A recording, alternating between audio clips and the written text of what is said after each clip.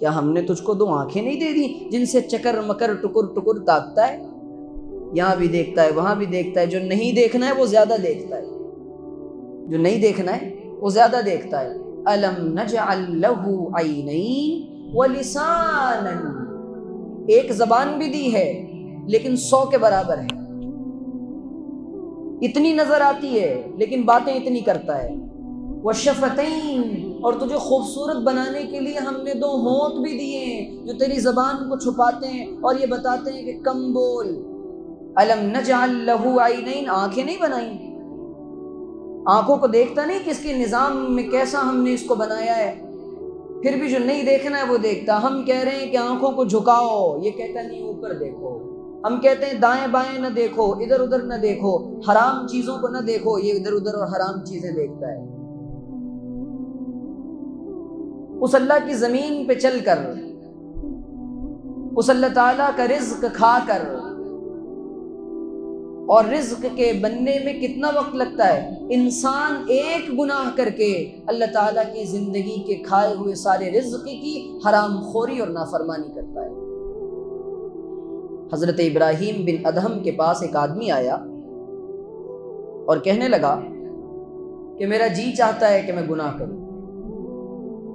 حضرت ابراہیم بن ادہم رحمۃ اللہ علیہ بادشاہ کے بیٹے تھے اور شہزادے تھے، اس کا ایگو بہت زیادہ ہے۔ حضرت ابراہیم بن ادہم رحمۃ اللہ علیہ نے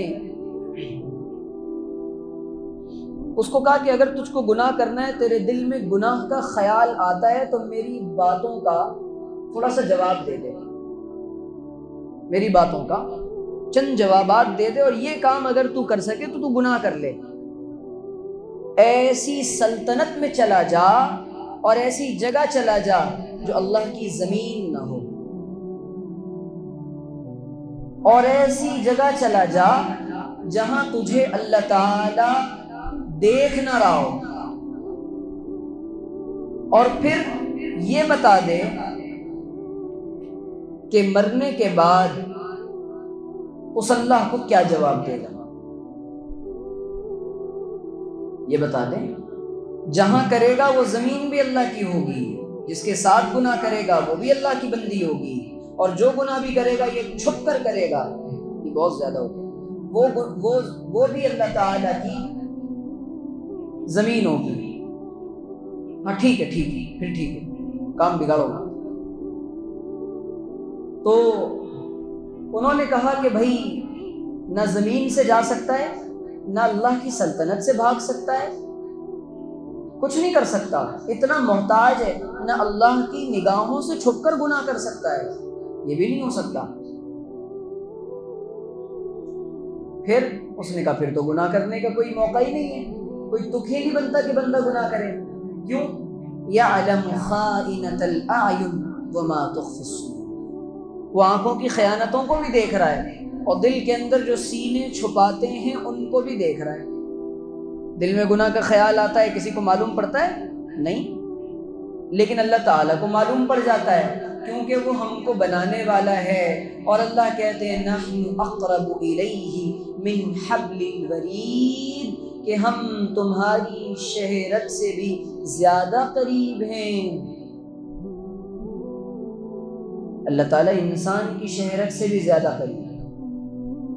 انسان ارادہ کرتا ہے گناہ کا، اللہ کو معلوم ہوتا ہے، اور اس ارادے کے بعد جب گناہ کرتا ہے، روایات میں آتا ہے چند گھنٹوں تک فرشتے اس گناہ کو نہیں لکھتے، کیا پتہ توبہ کر لے، کیا پتہ توبہ کر لے، لیکن ہم گناہ کرتے ہیں۔ تو اللہ کی اتنی بڑی زمین پر چل کر، اللہ کا رزق کھا کر، اور اللہ تعالیٰ کے بندے ہونے کے بعد، اس کی آنکھوں کی نعمتوں کو استعمال کرنے کے بعد،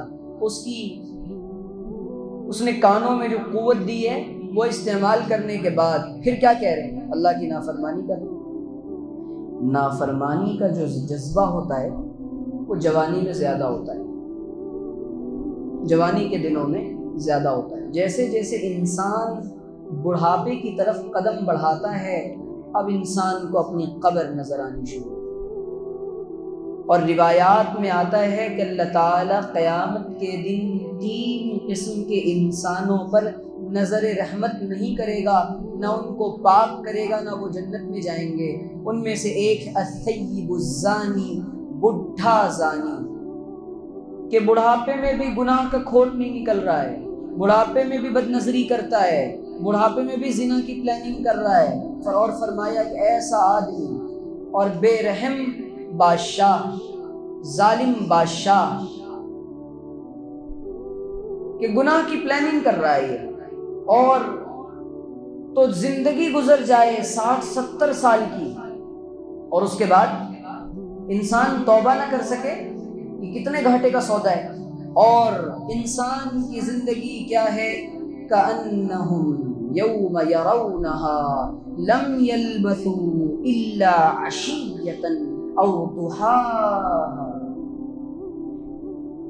جب انسان قیامت کے دن اپنی زندگی کی طرف دیکھے گا تو کہے گا کہ اوہو، یہ تو میں ایک صبح یا ایک شام گزار کر آیا۔ ایسا ہی ہوتا ہے نا، ابھی جوانی تھی، ابھی جوانی کی مستیاں تھیں، ابھی جوانی کا نشہ چڑھا ہوا تھا، اب بڑھاپا آیا۔ انسان کہتا ہے کہ کیا کریں، پتہ ہی نہیں چلا میں مرنے والا ہوں۔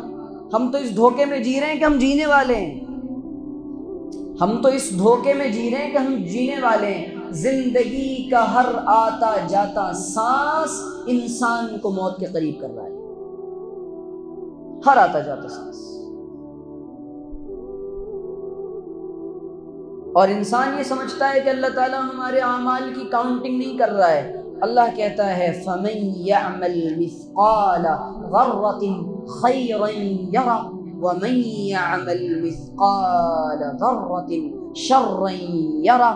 ذرہ برابر بھی جو کوئی نیکی کرے گا اللہ تعالیٰ اس کو دکھلا دے گا، اور ذرہ برابر بھی کوئی گناہ کرے گا اللہ اس کو دکھلا دے گا۔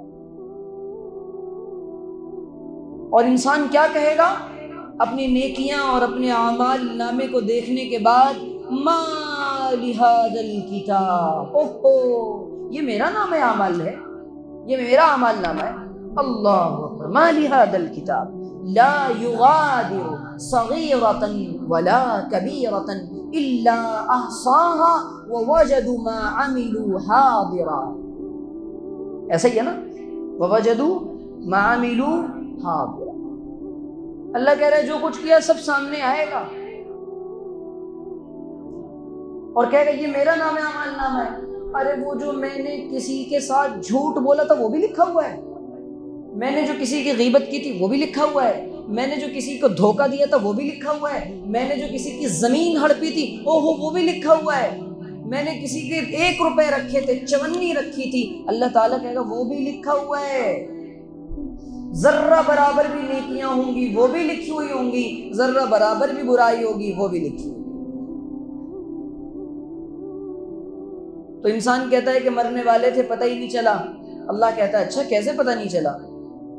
آنکھیں کمزور نہیں ہو، ہم تو مرنے سے پہلے نشانیاں بھیجتے ہیں، موت کے آنے سے پہلے نشانیاں بھیجتے ہیں۔ تیرا ابا نہیں مر گیا، اماں کا انتقال نہیں ہو گیا، چچا چچی نہیں چلے گئے، دوست احباب کے جنازے نہیں اٹھ گئے، تیرے جوان دوست تو نے نہیں دیکھا کہ ان کو تو نے قبرستان اتار کر آیا اور ان کی ہڈیاں بوسیدہ نہیں ہو گئی قبروں کے اندر؟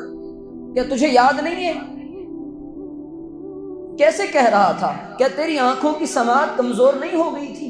کیا تیرے کانوں نے کم سننا شروع نہیں کر دیا تھا؟ کیا تیرے منہ سے دانت نہیں گر گئے تھے؟ کیا تیرے ہاتھوں میں راشا نہیں آ گیا تھا؟ کیا تیرے قدموں کی لڑکھڑاہٹ نے تجھے نہیں بتایا تھا؟ کیا تیری زبان کی لڑکھڑاہٹ نے تجھے نہیں بتایا تھا؟ کیا تیری بدن کی کپ کپی نے تجھے نہیں بتایا تھا؟ کیا تیری بھولنے کی عادت نے تجھے نہیں بتایا تھا؟ کیا تیرے ہونے والے سفید بالوں نے تجھے نہیں بتایا تھا کہ تیرا بڑھتا ہوا ہر قدم یہ زندگی نہیں ہے، یہ موت کی طرف بڑھ رہا ہے؟